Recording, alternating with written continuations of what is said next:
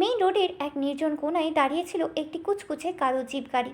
গাড়ির চালকের আসনে বসা ছিল রাফান, যার একদিকের গাল তখনও সামান্য ফোলা, আর পেছনের সিটে দুই পা ছড়িয়ে আয়েসি ভঙ্গিতে বসে আছে আফিম। ওর চোখে সেই চিরচেনা লম্পট হিংস্র ও মাদকতাময় চাহনি।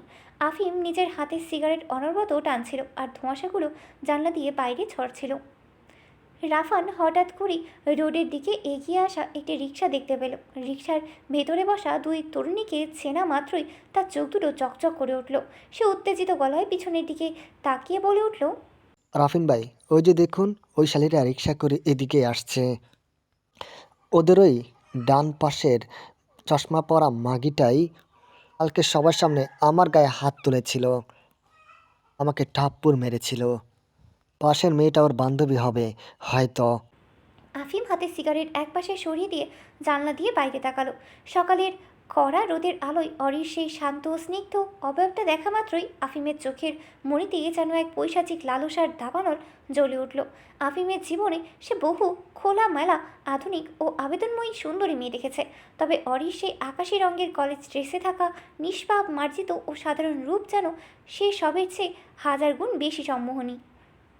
অরির সেই পিঠ সমান লম্বা বাদামি চুল, যা বাতাসের দোলায় আলতো করে ওর ফর্সা গালে এসে পড়ছিল, চোখে রিডিং গ্লাসের আড়ালের সেই হরিণের মতো টানা টানা চোখ, সব কিছু দেখে আফিম এক মুহূর্তের জন্য পুরোপুরি স্তব্ধ হয়ে গেল। ওর ভিতরের কামনার রাক্ষসটা এক সেকেন্ডেই জেগে উঠল।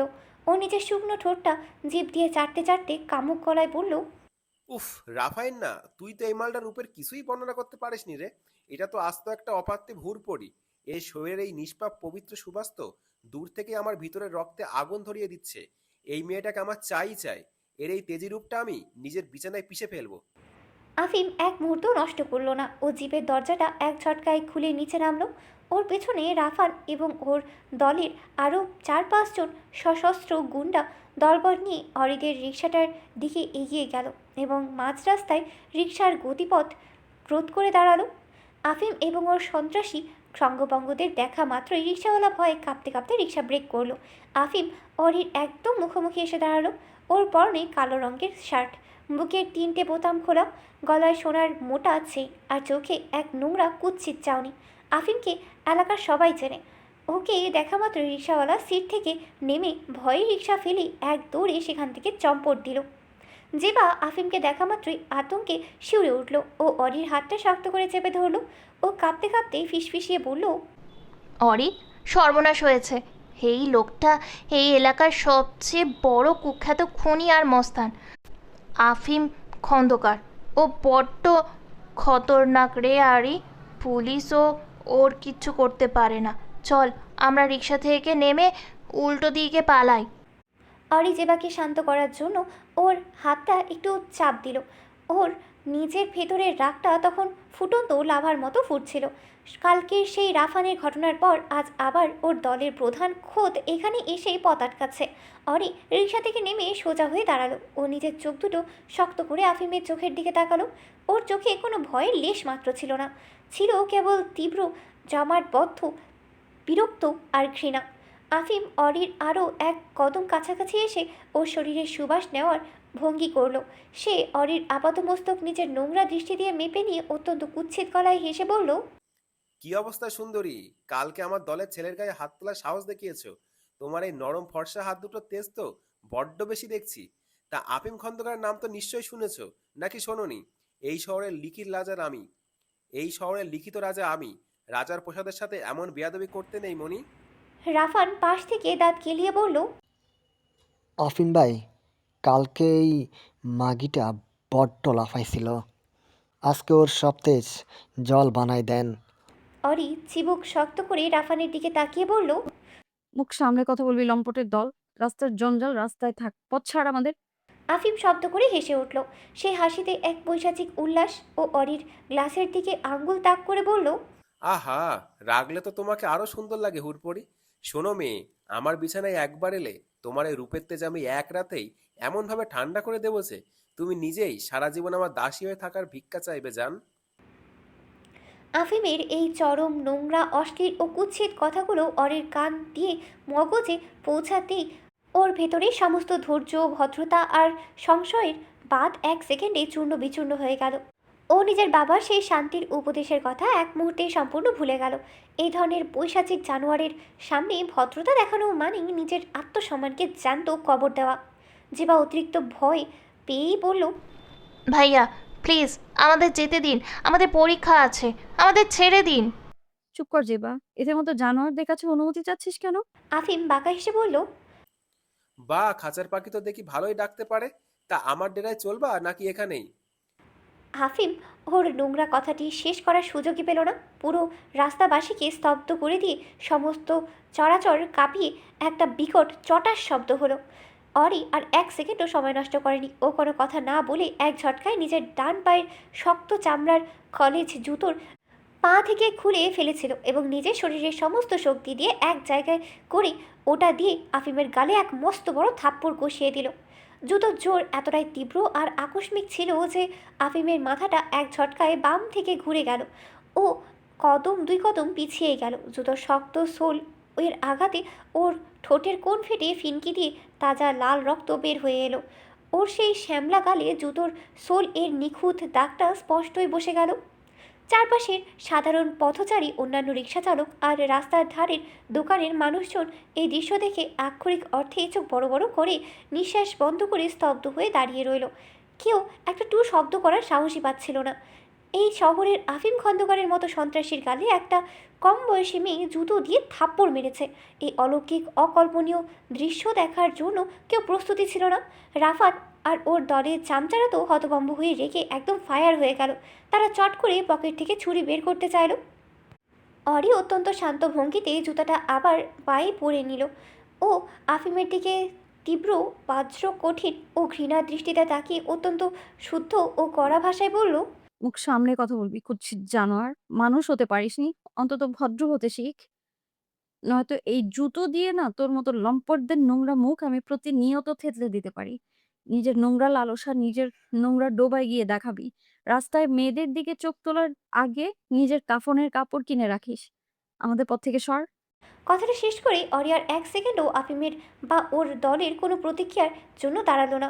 ও যেবার হাতটা শক্ত করে ধরে ওকে টেনে নিয়ে ঝড়ের গতিতে মেইন রোড পার হয়ে কলেজের গেটের দিকে এগিয়ে চলে গেল।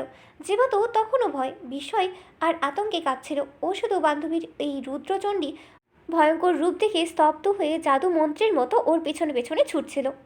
এদিকে মাঝ রাস্তায় দাঁড়িয়ে থাকা আফিম কয়েক সেকেন্ড সম্পূর্ণ পাথরের মূর্তির মতো স্তব্ধ হয়ে রইল। ওর দলের ছেলেরা ভাই ভাই করে চিৎকার করে উঠলে আফিম হাত তুলে ওদের থামিয়ে দিল। ও নিজের ডান হাতটা আলতো করে নিজের রক্তাক্ত গালে ছোঁয়ালো। আঙ্গুলের ডগায় রক্তের কোনায় সেই তাজা গরম রক্ত লেগে আসতেই ওর চোখ দুটো লাল বর্ণ ধারণ করলো। কিন্তু আশ্চর্যের বিষয় হলো ওর মুখে কোনো রাগের বা হিংস্রতার চিৎকার ফুটেই উঠল না, কোনো গালি বেরই হলো না। বরং ও এক দৃষ্টিতে পলকহীনভাবে অরির চলে যাওয়ার দুরন্ত অবয়বটার দিকে তাকিয়েই রইল। অরি সেই তীব্র তেজ, জুতোর বাড়ির সেই অভূতপূর্ব অপমান আর ওর মুখের সেই কড়া ধমক সব কিছু আফিমের অপরাধী মস্তিষ্কে এক ভিন্ন ধরনের উগ্র উন্মাদনার সৃষ্টি করলো। সে নিজের জীবনের কোনো দিন কোনো মানুষের কাছ থেকে, বিশেষ করে কোনো মেয়ের কাছ থেকে এমন অবহেলা, আঘাত বা প্রত্যাখ্যান পায়নি। সবাই ওর নামেই কাঁপে, আর এই মেয়েটা ওকে জুতোর পেটা করলো। অরির এই অসম্ভব আর তীব্র তেজ দেখে মনে মনে ওর প্রেমে সম্পূর্ণ অন্ধ ও পাগল হয়ে গেল আফিম। ও বুঝতে পারলো এই মেয়েটা অন্য 10টা মেয়ের মতো সস্তা বা সাধারণ নয়। ও এক অপার্থিব পবিত্র অগ্নিকন্যা, যাকে শুধু ভোগ করা নয় বরং নিজের জীবনের চিরতরে বন্দি করাই এখন ওর একমাত্র পৈশাচিক নেশা ও সাধনা। ঠিক তখনই রাফান পরিস্থিতি সামাল দেওয়ার জন্য এবং আফিমের এই চরম অপমান দেখে নিজের দাপট ও আনুগত্য দেখাতে চাইল। সে আফিমের পাশে এসে অত্যন্ত নোংরা ও বাজে ভাষায় অরিকে উদ্দেশ্য করে বলতে লাগলো, এই শালের মাগির এত বড় সাহস! ও আপনাকে জুতো দিয়ে মারলো। এই মাগিকে আজকে রাতেই তুলে নিয়ে আসবো আপনার ডেরায়। ওর ওই বর্ষা শরীরের চামড়া আমি নিজের হাতে টেনে ছিঁড়ে ফেলবো। আপনি শুধু হুকুম দেন ভাই। রাফানের মুখ থেকে অরি সম্পর্কে এই নোংরা ও অপবিত্র শব্দটা শেষ হওয়ার আগেই যেন এক বন্য রক্তাক্ত চিতাবাঘ রাফানের উপর ঝাঁপিয়ে পড়ল। আফিম এক ঝটকায় রাফানের শার্টের কলার আর গলাটা নিজের দুই হাত দিয়ে খপ করে ধরে ফেলল। ওর চোখের মণিতে তখন এক পৈশাচিক খুনের হিংস্রতা। আফিম রাফামনির গলা চেপে ধরে, নিজের সমস্ত শক্তি দিয়ে ওকে পিচঢালা রাস্তার মাঝখানে সশব্দে আছড়ে মেরে মাটিতে শুইয়ে দিল। আহ ভাই, মারছেন কেন? আমি তো ওই শালির। রাফান ব্যথায় আর তীব্র আতঙ্কে চিৎকার করে উঠল, কিন্তু আফিম থামল না। ও নিজের জুতো পরা ভারী পাটা সরাসরি রাফানের মুখের ওপর এবং মাথায় চেপে ধরল। নিজের পায়ের তলায় রাফানের মাথাটা শক্ত করে পিষে দিতে দিতে রাগান্বিত কণ্ঠে চিৎকার করে বলল, মুখ সামলে কথা বলবি শুয়োরের বাচ্চা। ও পবিত্র, ও আমার হুরপড়ি। ওর সম্পর্কে যদি আর একটা অপবিত্র, নোংরা বা সস্তা শব্দ তোর ওই নোংরা সরি মুখ সামলে কথা বলবি শুয়োরের বাচ্চা। ও পবিত্র, ও আমার হুরপড়ি। ওর সম্পর্কে যদি আর একটা অপবিত্র, নোংরা ও সস্তা শব্দ তোর থেকে, এই নোংরা মুখ থেকে বের হয়, তবে তোকে আমি এই রাস্তার মাঝখানে জ্যান্ত পুঁতে ফেলবো। মনে রাখিস, ও শুধু আপিম খন্দকারের, ও আমার রানী। আফিমের এই আচমকা উগ্র ও ভয়ঙ্কর রূপ দেখে ওর দলের বাকি চামচারা ভয়ে 3 ফুট পিছিয়ে গেল। তারা কিছুতেই বুঝতে পারছিল না আফিম ভাই নিজে জুতোর বাড়ি খাওয়ার পর কেন নিজের বিশ্বস্ত লোকের উপরই এমন বন্য পৈশাচিকতায় মেতে উঠেছে। রাফান মাটিতে পড়ে যন্ত্রণায় ছটফট করতে লাগলো। ওর বুক দিয়ে তখন লালা আর রক্ত বের হচ্ছিল। আফিম ওর মাথা থেকে পাটা সরিয়ে নিল, নিজের প্যান্টের পকেট থেকে একটা সাদা রুমাল বের করে ঠোঁটের কোণের রক্তটা আলতো করে মুছল। ও আবার অরি চলে যাওয়ার সেই দূর সীমানার দিকে তাকালো, যেখানে অরি ততক্ষণে কলেজের গেটের ভিতরে ঢুকে অদৃশ্য হয়ে গেছে। আফিমের ঠোঁটের কোণে এবার এক তীব্র উন্মাদ ও পাগল প্রেমিকের হাসি ফুটে উঠল। ও নিজের মনে বিড়বিড় করে বলতে লাগলো, তীব্র তেজ, তীব্র তেজ, মারাত্মক সৌন্দর্য। তোমার এই জুতোর বাড়ির দাগ আমি আমার গালে সারা জীবন যত্ন করে রেখে দেবো আমার হুরপড়ি। তোমাকে আমার চাই চাই, তবে এবার কোনো জোর জুলুম বা খাটানো নয়। আমি তোমাকে আমার এই পৈশাচিক প্রেমের সাগরে ডুবিয়ে ভালোবেসে নিজের করে নেব। তুমি শুধু আমার। আফিম আর এক মুহূর্তেও সেখানে দাঁড়ালো না।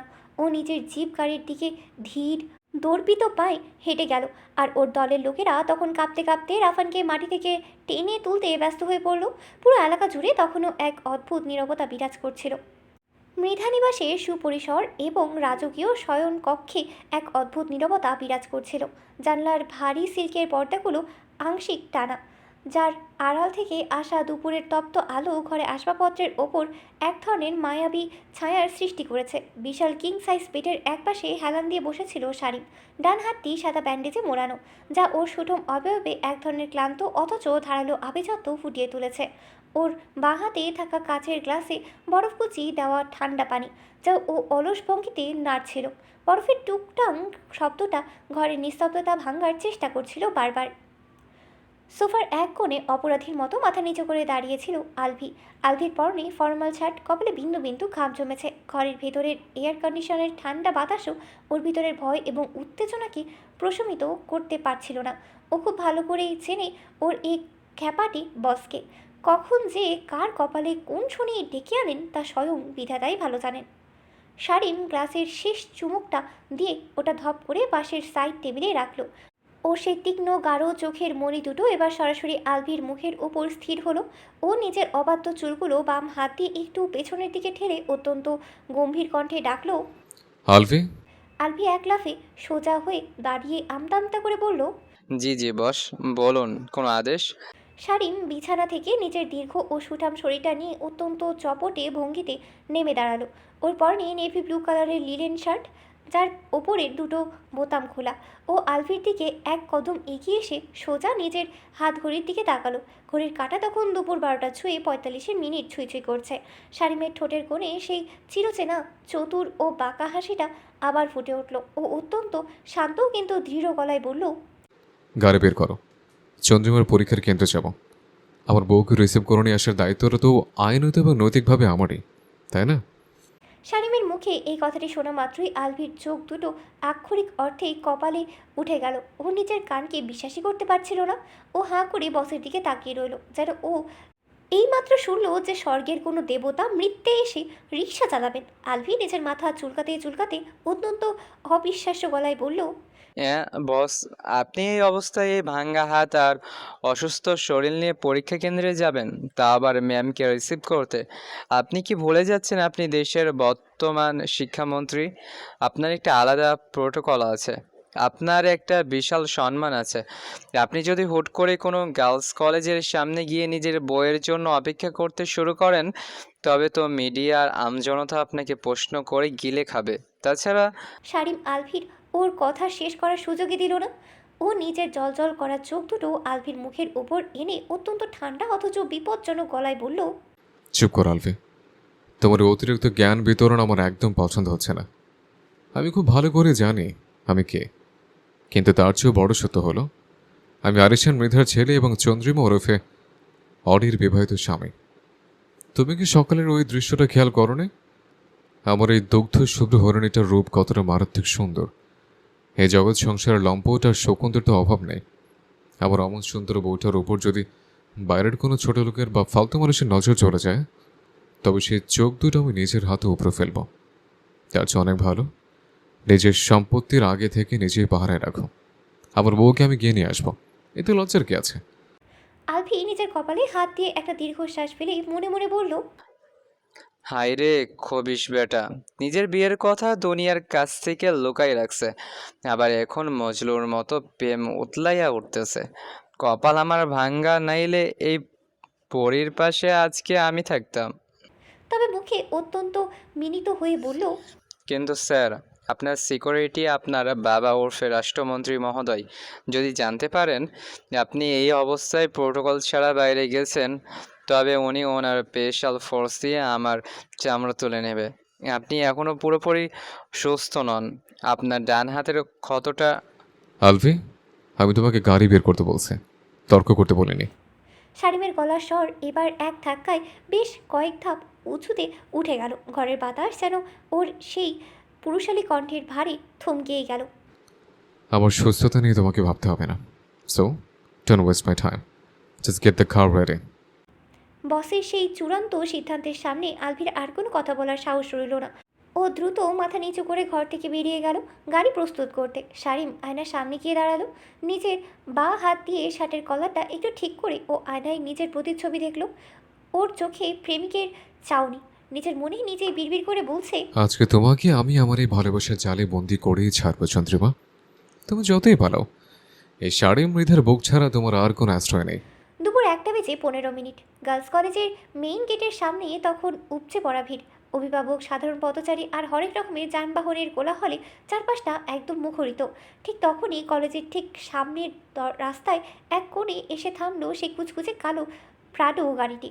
গাড়ির কালো কাচের আড়ালে বসে শারিম বাইরে তাকিয়েছিল। ও লক্ষ্য করলো ঠিক কলেজের মেইন গেটের সামনের রাস্তার একটা মস্ত বড় অংশ জুড়ে কাদা পানি এক হয়ে আছে। আসলে মেইন রোডের পাশে থাকা ওয়াসার একটা বড় মোটরের পাইপ ফেটে সকাল থেকেই অনবরত নোংরা পানি বের হচ্ছিল, যার ফলে পুরো পিচঢালা রাস্তাটা এখন ঘোলাটে নোংরা কাদা পানিতে তলিয়ে গেছে। পরীক্ষার্থীরা একে একে হল থেকে বের হতে শুরু করেছে। সবার মুখে পরীক্ষা শেষের ক্লান্তি আর বাড়ি ফেরার তাড়া। কিন্তু গেটের সামনে ওই বিশাল কাদা পানির হদ্র দেখেই অনেক মেয়ে বিরক্ত আর ড্রেস কুচকে স্যান্ডেল হাতে নিয়ে পার হওয়ার চেষ্টা করছে। ঠিক তখনই শারিমের চোখ গেল গেটের ঠিক মাঝখানে আকাশি রঙের ইউনিফর্ম পরা অরি আর ওর পাশে থাকা জেবা ধীর পায়ে হেঁটে গেটের দিকে আসছিল। অরির চোখে সেই গোল রিডিং গ্লাস, হাতে ফাইল। রোদ থেকে বাঁচার জন্য ও নিজের বাঁ হাতটা কপালের উপর আলতো করে ধরে রেখেছে। রোদ লেগে ওর ফর্সা মুখটা সামান্য লালচে হয়ে আছে, যা দূর থেকে দেখতে কোনো রক্তিম গোলাপের মতোই লাগছিল। শারিম চট করে গাড়ির দরজা খুলতে গেল। আলভি পাশ থেকে চিৎকার করে উঠল, বস বস, করছেন কি? বাইরে তাকিয়ে দেখুন, পুরো রাস্তা কাদায় মাখামাখি। আর ওই দেখুন, কিছু স্থানীয় সাংবাদিক আর মিডিয়া লাইভ কভারেজের জন্য ঘোরাঘুরি করছে। আপনাকে এই অবস্থায় দেখলে কেলেঙ্কারি হয়ে যাবে। শারিম আলভির কথার কোনো উত্তরই দিল না। ওর চোখ তখন শুধু চন্দ্রিমার ওই ফর্সা সুন্দর পা দুটোর দিকে। শারিম মনে মনে ভাবল, আমার এই পবিত্র পরিটাই নোংরা কাতে পানির উপর দিয়ে হেঁটে আসবে? ওর এই সুন্দর পায়ে পৃথিবীর কোনো নোংরা ধূলিকণা লাগুক, তা আমি বেঁচে থাকতে কখনোই হতে দেব না। শারিম এক মুহূর্তও চিন্তা করলো না। ও নিজের পায়ের দামি চামড়ার জুতো জোড়া গাড়ির ফ্লোরে খুলে রেখে দিল। সম্পূর্ণ খালি পায়ে নিজের পরনের দামি লিলেন প্যান্টটা সামান্য উপরে গুটিয়ে ও গাড়ি থেকে নিচে নেমে পড়ল। ওর এই আকস্মিক কাণ্ড দেখে আলভি নিজের গালে একটা চড় মেরে গাড়ি থেকে নামলো। শিক্ষামন্ত্রী আপনার সারিমকে এভাবে প্রোটোকল ছাড়া খালি পায়ে কাদা পানির মধ্যে নামতে দেখে আশেপাশের আমজনতা, অভিভাবক এবং কলেজের সিকিউরিটি গার্ডরা আক্ষরিক অর্থে শকড হয়ে গেল। সবাই একে অপরের দিকে তাকাচ্ছিল আর ফিসফিস করছিল। আরে ওটা কি শিক্ষামন্ত্রী শারিম মিধানা? ওনার এখানে কি কাজ, তাও আবার খালি পায়ে কাদার মধ্যে? এদিকে অরি আর জেবা গেটের সামনে এসে ওই নোংরা কাদা পানি দেখে থমকে দাঁড়িয়েছিল। জেবা বেশ বিরক্ত হয়ে বলল, ধুর শালা, এই আমাদের দেশের অবস্থা, একটা কলেজের সামনে এই অবস্থা করে রাখছে, এখন এই কাদা পানি পার হব কেমনে? ইউনিফর্ম তো সব শেষ। অরি একটা দীর্ঘশ্বাস ফেলে নিজের জুতো পরা পায়ের দিকে তাকালো।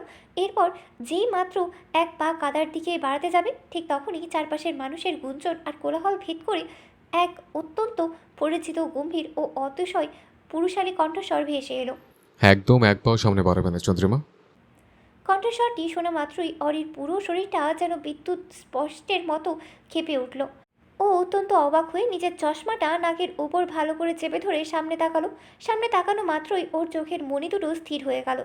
হাতে থাকা ফাইলটি প্রায় পড়ে যাওয়ার দশা হলো। সোজা কাদা পানি মারিয়ে নিজের ডান হাতের ব্যান্ডেজটা বুকের সাথে আগলিয়ে রেখে অত্যন্ত দর্পিত ভঙ্গিতে এগিয়ে আসছে স্বয়ং মৃধা আবরার শারিম। ওর চোখ দুটো সরাসরি অরির চোখের উপর স্থির। চারপাশের পুরো পৃথিবী যেন অরির কাছে এক সেকেন্ডের জন্য থমকে গেল। জেবা শারিমকে এই অবস্থায় দেখে নিজের চোখ দুটো গোল গোল করে অরিকে কোনোই দিয়ে একটু ঘুতা পেরে বলে উঠল, অরি, তুই একটু দেখ, তোর সেই ভাই, মানে আমাদের দেশের ইয়ং অ্যান্ড ড্যাশিং শিক্ষামন্ত্রী স্যার এখানে কেন? উনি কাদার মধ্যে খালি পায়ে হেঁটে তোর দিকে আসছে কেন রে? আমি কি স্বপ্ন দেখছি না কি রে অরি? অরি কোনো উত্তরই দিতে পারল না। ওর কপালে তীব্র চিন্তার আর রাগের ভাঁজ পড়ল। শারিম অরির একদম মুখোমুখি এসে দাঁড়ালো। কাদায় ছিটে ফোটা ওর দামি প্যান্টে লাগলেও ওর সেই ব্যক্তিত্বে কোনো কমতি ছিল না। ও অরির দিকে তাকিয়ে সেই চিরচেনা মাদকতা ভরা বাঁকা হাসিটা হাসল। অরি নিজের রাগ সামলাতে না পেরে নিচু স্বরে অত্যন্ত কড়া গলায় বলল, মিস্টার সারিম মৃধা, আপনি এখানে এই অবস্থায় কি করছেন? আপনার লজ্জা করে না এত মানুষের সামনে? শারিম ওর কোনো কথার তোয়াক্কাই করলো না। ও অরিকে আরও এক দফা চরম অবাক করে দিল। নিজের বাঁ হাত দিয়ে এক ঝটকায় অরির পা থেকে কলেজ জুতা দুটো খুলে ফেললো। অরি কিছু বুঝে ওঠার আগেই শারিম নিজের ব্যান্ডেজ করা ডান হাতটাতে কোনো মতে অরির জুতো দুটো শক্ত করে ধরে ওর সেই শক্তিশালী ও সুঠাম বাঁ হাতটা অরির কোমর আর পায়ের নিচে গলিয়ে দিল। এবং এক সেকেন্ডের ভাগাংশের মধ্যেই পুরো কলেজ প্রাঙ্গণ আর রাস্তাবাসীকে তীব্র ধাক্কা দিয়ে শারিম অরিকে নিজের পাজা কোলে তুলে নিল। আক- অরি লজ্জায় আর চরম বিস্ময়ে একটি ছোট চিৎকার দিয়ে উঠল। নিজের ভারসাম্য সামলাতে ও অবচেতনভাবেই শারিমের চওড়া কাঁধ আর গলাটা নিজের দুই হাত দিয়ে শক্ত করে আঁকড়ে ধরল। কি করছেন আপনি? ছাড়ুন আমায়, সবাই দেখছে। মরে যাবো আমি লজ্জায়, ছাড়ুন বলছি। অরি শারিমের বুকের মধ্যে ছটফট করতে করতে অত্যন্ত নিচু কিন্তু রাগত গলায় ফিসফিসিয়ে বলল। ওর ফর্সা গাল দুটো লজ্জায় আর চরম রাগে এক মুহূর্তে টকটকে লাল জবা ফুলের মতো হয়ে গেল। ওর হার্টবিট প্রতি মিনিটে 200 বার কাঁপছিল। শারিম অরিকে নিজের বুকের সাথে আরও শক্ত করে চেপে ধরল। ওর ফর্সা কপালে অরির চুলের সুবাস লাগতেই ও এক পরম শান্তির তৃপ্তির শ্বাস নিল। ও অরির কানের কাছে নিজের মুখটা এনে অত্যন্ত নিচু গভীর গলায় ফিসফিসিয়ে বলল, একদম চুপচাপ শান্ত হয়ে থাকো, আমাকে শক্ত করে ধরে রাখো। তোমার এই সুন্দর নিষ্পাপ পা দুটোতে এই নোংরা পৃথিবীর কাদা লাগুক তা আমি সইতে পারবো না। তুমি শুধু আমার বুকে মুখ লুকিয়ে রাখো, বাকিটা আমি দেখছি। এদিকে এই অদ্ভুত অলৌকিক আর চরম রোম্যান্টিক দৃশ্য দেখে পাশে দাঁড়িয়ে থাকা জেবা যেন আক্ষরিক অর্থেই একটা জীবন্ত পাথরের মূর্তি হয়ে গেল। ওর মুখটা হাঁ হয়ে এত বড় হয়ে গেল যে ওটার ভিতর একটা পোল্ট্রি মুরগি ঢুকে যেতে পারত। পিছনে দাঁড়িয়ে থাকা আলপি নিজের কপালে বাম হাত দিয়ে থাপ্পড় মেরে বলল, সব শেষ। বসের এই উতলানো প্রেমের চক্করে আজকে মিডিয়ায় আমার চাকরি আর সম্মান দুটোই কয়লা হয়ে যাবে। শারিম অত্যন্ত দর্পিত পায়ে অরিকে কোলে নিয়ে কাদা পানি পার হতে শুরু করলো। অরি লজ্জায় নিজের চোখ দুটো শক্ত করে বন্ধ করে শারিমের চওড়া বুকে নিজের মুখটা সম্পূর্ণ লুকিয়ে ফেলল। শারিমের বুকের পুরুষালী সুবাস আর ওর হৃৎপিণ্ডের তীব্র ধকধক শব্দটা অরিকে কেমন যেন এক অদ্ভুত পায়ে অবশ করে দিচ্ছিল। ও কিছুতেই নিজেকে ছাড়িয়ে নিতে পারছিল না। ঠিক তখনই এই ঐতিহাসিক কাণ্ড দেখে দূর থেকে একদল স্থানীয় সাংবাদিক তাদের ক্যামেরা আর বুম নিয়ে ঝড়ের গতিতে কাদা পানি মুড়িয়ে শারিমের পথ আটকে দাঁড়ালো। ক্যামেরার ফ্ল্যাশ লাইটগুলো অনবরত অরিয়া শারিমের মুখের উপর জ্বলতে আর নিভতে লাগলো। এদিকে অতি উৎসুক সাংবাদিক নিজের বুমটা শারিমের মুখের সামনে বাড়িয়ে দিয়ে অত্যন্ত উত্তেজিত গলায় জিজ্ঞেস করলো, মাননীয় শিক্ষামন্ত্রী মহোদয়, আপনার করে থাকা এই সাধারণ কলেজের ইউনিফর্ম পরা মেয়েটি আসলে কে হয় আপনার? ওনার সাথে আপনার সম্পর্ক কি? অনুগ্রহ করে দেশবাসীকে কিছু বলুন। সাংবাদিকের এই আকস্মিক ও ফালতু চিল্লানি শুনে শারিমের এতক্ষণের রোম্যান্টিক ও শান্ত মুডটা এক সেকেন্ডে এক ভয়ঙ্কর রক্তাক্ত সীতার মতোই রূপ ধারণ করলো। ওর চোখের মণিতে এক খুনে চাউনি ফুটে উঠল। ও বুঝতে পারলো এই ব্যাদম মিডিয়াগুলো ওর চন্দ্রিমার নিষ্পাপ ছবি তুলে পুরো দেশের সামনে নিয়ে আসবে। শারিম চট করে অরিকে নিজের বুকের সাথে আরও একটু উঁচিয়ে ধরলো, যাতে ক্যামেরার লেন্সে অরির মুখটা কোনোভাবে স্পষ্ট না আসে। ও অরির কানের কাছে অত্যন্ত কড়া কিন্তু সতর্ক গলায় বলল, চন্দ্রিমা, একদম মুখ তুলবে না। আমার বুকে নিজের মুখটা সম্পূর্ণ লুকিয়ে রাখো। এই বেয়াদব শালার সাংবাদিকরা তোমার ছবি তুলে আমার ব্যক্তিগত সম্পত্তি পুরো দেশের সামনে দেখিয়ে দিতে চাইছে। Just hide your face. অরি লোকটার এমন অদ্ভুত ও মালিকানা সূচক কথা শুনে আর রাগে নিজের দাঁতে দাঁত চাপলো, কিন্তু সাংবাদিকের ক্যামেরার হাত থেকে বাঁচতে ও নিজের মুখটা শারিমের শার্টের কাপড়ের ভেতরে আরও শক্ত করে গুঁজে দিল। শারিম এবার নিজের সেই তীব্র ও বজ্র কঠিন চোখ দুটো সরাসরি ওই প্রশ্ন করা সাংবাদিকের চোখের উপর স্থির করলো। ওর ভিতরে সেই মন্ত্রীর রূপটা এক সেকেন্ডে জেগে উঠল। ও অত্যন্ত কর্কশ, রাগান্বিত ও কড়া ভাষায় সাংবাদিকের উদ্দেশ্যে বলল, মুখ সামনে কথা বলুন, চোখ নামিয়ে কথা বলুন। আপনার এই গন্ধ দেখতে পাচ্ছেন না ও আমার কে হয়? একজন পুরুষ নিজের সমস্ত সম্মানের শক্তি দিয়ে নিজের হাত ঘায়েল অবস্থায় কাকে এভাবে বুকে আগলে রাখে? ও আমার বিবাহিত স্ত্রী, আমার আইনত বউ। বউ ছাড়া কে হবে শুনি? শারিমের মুখ থেকে এই বউ শব্দটা শোনা মাত্রই যেন পুরো আকাশটা এক ধাক্কায় এই সাংবাদিকের মাথার উপর ভেঙে পড়ল। শুধু সাংবাদিকরা নয়, পাশে থাকা জেবাতো এই কথা শুনে নিজের ভারসাম্য হারিয়ে প্রায় আলভির গায়ের ওপর পড়ে যাওয়ার দশা হলো। জেবা কাঁপতে কাঁপতে আলভিকে জিজ্ঞেস করলো, ভাইয়া, ওই ব্যাটা কি বললো? অরি ওনার বউ? মানে শিক্ষামন্ত্রীর বউ আমাদের অরি? আলভি অত্যন্ত করুণ একখানা হাসি দিয়ে বলল, জীবন, আপনি একদম ঠিক শুনেছেন। ওই খবিশ বস আর আপনার ওই বান্ধবী 5 বছর আগে থেকেই বিবাহিত। এখন আমাদের কপাল পোড়ার পালা।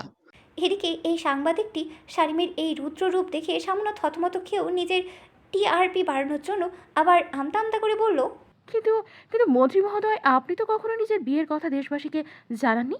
এভাবে হুট করে একটা কলেজের সামনে। শারিম এবার চরম মেজাজ হারিয়ে অত্যন্ত কড়া গলায় ধমক দিয়ে বলল, আমার ব্যক্তিগত জীবনে আমি দেশবাসীকে ঢোল পিটে জানাবো কিনা তা আমার ব্যাপার। আপনাদের মতো ফালতু মিডিয়াকে জবাবদিহি করতে আমি বাধ্য নই। শোন বেটা সাংবাদিক, আমার বউয়ের একটা ছবিও যদি আজকে কোনো নিউজ পোর্টাল বা টিভিতে পাবলিশ হয়েছে, তবে তোদের ওই ক্যামেরা সহ তোদের পাছায় আমি নিজের হাতে বাস ঢুকিয়ে দেব। মেধাব্র শারিমের ক্ষমতা তোরা এখনো ভালো করে দেখিসনি। একদম আমার পথ থেকে সর, নয়তো এইখানেই তোদের ক্যারিয়ার ধ্বংস করে দেব। মন্ত্রীর মুখে থেকে এমন চরম ও ভয়ঙ্কর হুমকি শুনে সাংবাদিকদের দল ভয়ে 3 ফুট পিছিয়ে গেল। ক্যামেরাম্যানরা চট করে নিজেদের ক্যামেরার লেন্স নিচের দিকে নামিয়ে ফেলল। কেউ আর একটা শব্দ করার সাহস পেল না। শারিমের সেই খুনি চাহনি দেখে সবাই বুঝতে পারল এই লোকটা যা বলেছে তা সত্যি সত্যি করেই ছাড়বে। শারিম আর এক মুহূর্ত সেখানে দাঁড়ালো না। ও অত্যন্ত দর্পিত দীর্ঘ পায়ে কাদা পানি মারিয়ে সোজা গিয়ে নিজের প্রোডো গাড়ির সামনে দাঁড়ালো। আলভি দ্রুত এগিয়ে এসে গাড়ির পেছনের দরজাটা এক ঝটকায় খুলে দিল। শারিম অত্যন্ত সাবধানে, যেন কোনো কাঁচের তৈরি দামি পুতুল রাখছে এমন ভঙ্গিতে অরিকে গাড়ির নরম পেছনের সিটের ওপর বসিয়ে দিল। অরি সিটে বসা মাত্রই এক ঝটকায় শারিমের কাঁধ থেকে নিজের হাত দুটি সরিয়ে নিল। ওর বুকটা তখনও রাগে আর লজ্জায় অনবরত কাঁপছিল। ও নিজের গ্লাসটা ঠিক করতে করতে জানলার দিকে মুখ ঘুরিয়ে রইল। শানিম নিজের গাড়ির ভিতরে ঢোকার আগে বাইরে দাঁড়িয়ে থাকা জেবার দিকে তাকালো। জেবা তখনও ওই বউ শব্দের ঘোরের মধ্যে হাবুডুবু খাচ্ছিল। ওর মাথা কাজ করছিল না। শানিম অত্যন্ত গম্ভীর গলায় জেবাকে বলল। জেবা, গাড়ির ভেতরে এসো। জেবা জাদু মন্ত্রের মতো মাথা নেড়ে বলল। জি জি ভাইয়া। আলফি পাশ থেকে জেবাকে উদ্দেশ্য করে বেশ রসালো ভঙ্গিতে বলল। আসুন ভাবির বান্ধবী শাইরা বানু, বসেন এই প্রেমের ঘোরের মধ্যে, আপনিও গাড়িতে এসে বসুন। আপনাদের কপালে আজকে আরও অনেক নাটক আছে। জেবা আর কোনো কথা না বলে দ্রুত গিয়ে গাড়ির পিছনের সিটে অরির পাশে বসলো। আলফি ড্রাইভিং সিটে বসে এক ঝটকায় গাড়ির ইঞ্জিন স্টার্ট দিল। ক্লালো প্রাডো গাড়িটি তীব্র গতিতে কলেজের সেই কাদা পানি আর মানুষের ভিড় মারিয়ে মেইন রোডের দিকে ছুটে চলল। গাড়ির ভিতরের পরিবেশটা তখন এক অদ্ভুত থমথমে উত্তেজনায় রূপ নিয়েছিল। শারিম পিছনের সিটে অরির একদম মুখোমুখি বসে নিজের বাম হাত দিয়ে চিবুক ঠিকিয়ে এক দৃষ্টিতে অরির সেই রাগী ফর্সা মুখের দিকে তাকিয়েছিল। ওর ঠোঁটের কোণে তখনও সেই চতুর বিজয়ী হাসি স্পষ্ট ফুটে তুলছিল। আর অরি শুধু জানলার বাইরেই তাকিয়ে নিজের অবাধ্য চোখের রাগটাকে সামলানোর চেষ্টা করছিল। গাড়ির পিছনের সিটে শুরু হওয়া সেই অখণ্ড নীরবতা গেট পার হয়ে মৃধানিবাসে এসে থামা পর্যন্ত এক চুলও নড়ল না। পুরোটা পথ অরি জানলার বাইরে চোখ রেখেই বসেছিল, যেন বাইরের ছুটে চলা চেনা শহরটা এখন এই ব্রহ্মাণ্ডের সবচাইতে আকর্ষণীয় দৃশ্য। শারিম অবশ্য সে সুযোগ খুব একটা দেয়নি। ও নিজের বাম হাত দিয়ে চিবুকটা ছুঁয়ে অত্যন্ত অলস কিন্তু তীক্ষ্ণ দৃষ্টিতে পুরোটা সময় অরির ফর্সা রাগে থমথমে করা মুখটার উপর চোখ বুলিয়েই গেছে। মাঝখানে শুধু জেবা কয়েকবার আর চোখে অরিয়ার শারিমের দিকে তাকিয়ে নিচে ঢোক গিলেছে। তার চঞ্চল মুখটা যে এই শতাব্দীর সবচেয়ে বড় রহস্যের মুখোমুখি দাঁড়িয়ে ছটফট করছে তা ওর কুচকানো কপাল দেখলেই স্পষ্ট বোঝা যাচ্ছিল। আলভি রিয়ার ভিউ মিররে বসের সেই মজনু মার্কা চাউনি দেখে মনে মনে কয়েকবার লা হাওলা পড়েছে, কিন্তু মুখে একটু শব্দ করার সাহস পায়নি। গাড়ি এসে থামতেই অরি কারোর জন্য অপেক্ষা না করেই নিজেই ঝটকা নিয়ে দরজা খুলে নেমে গেল। অরির দীর্ঘ বাদামি চুলগুলো পিঠে দোল খাচ্ছিল। ও সোজা দ্রুত পায়ে বাড়ির ভেতরের প্রধান লিভিং রুমের দিকেই এগিয়ে গেল। ওর পেছনে জেভা আর তারও কিছুটা দূরত্ব বজায় রেখে নিজের সেই ব্যান্ডেজ করা হাতটা বুকের কাছে আগলে নিয়ে ধীর স্থির ভঙ্গিতে হেঁটে আসছিল শারিম। লিভিং রুমে পা রাখা মাত্রই অরির পায়ের গতি স্তব্ধ হয়ে গেল। ড্রয়িং রুমের বিশাল সোফায় কালো রঙের একটা জর্জেটের শাড়ি পরে বসে আছে নমি। নমির চোখ দুটো লাল হয়ে আছে। স্পষ্ট বোঝা যাচ্ছে সে আরিশান মৃধার অনুপস্থিতির সুযোগ নিয়ে সরাসরি মন্ত্রীর অন্তর্মহলে এসে ঢুকে বসে আছে শারিমের খোঁজে। শারিম লবি পার হয়ে লিভিং রুমে ঢুকতেই নমির সোফা ছেড়ে এক প্রকার ঝড়ের গতিতে উঠে দাঁড়ালো। শারিমকে দেখা মাত্রই নমির ভিতরের সমস্ত পাগলামি যেন এক নিমেষে চারা দিয়ে উঠল। ও কোনো দিকে না তাকিয়ে নিজের আত্মসম্মান পুরোপুরি বিসর্জন দিয়ে দুই হাত বাড়িয়ে শারিমের দিকে ছুটে এলো। শারিম, তুই আসছিস? আমি জানতাম তুই আমার উপরে বেশিক্ষণ রাগ করে থাকতে পারবি না। প্লিজ শারিম, আমাকে এইভাবে ফিরিয়ে দিস না।